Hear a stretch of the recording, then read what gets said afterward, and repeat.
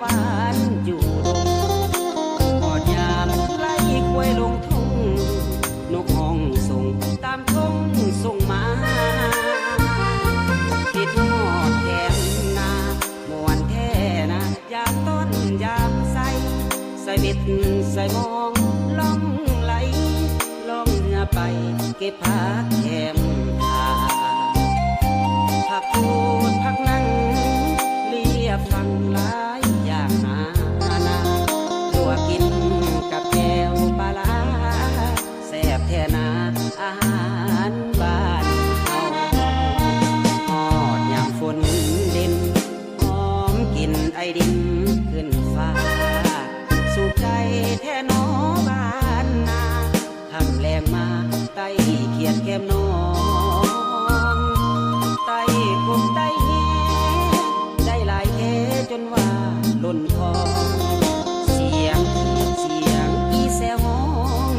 ดังก้องไปทั่วท้องนาแล้วเรียกแล้วงานก็พากันต้มหวานมันก็ต้มหวานมันหมดแก้วหนอเฮาก็ต่อต้มไก่คือว่าแก้มกับเหล้าขาวซุ่มผู้สาวมวนแท้ละนาแม่นอยู่สวรรค์เมืองฟ้าบ่เท่าบ้านนาของเฮาเมืองเดิ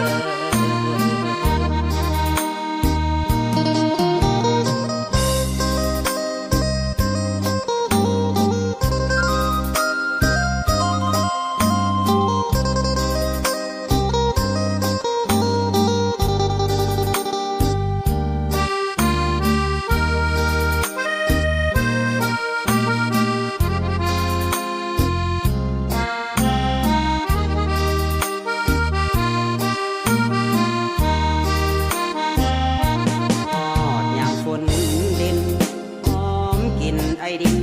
ขึ้นฟ้าสุขใจแท้หนอบ้านนาคำแรงมาไต้เขียดแก้มน้อง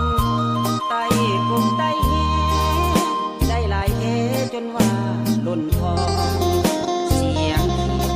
งอีแซวห้องดังก้องไปทั่วท้องนาแล้วเรียกแล้วงานก็พากันต้มหวานมันก็ต้มหวานมันหมดแก้วหนอเฮาก็ต่อต้มไก่คือว่าแก้มกับเหล้าขาวซุ่มผู้สาวมวนแท้ละนาแม่นอยู่สวรรค์เมืองฟ้า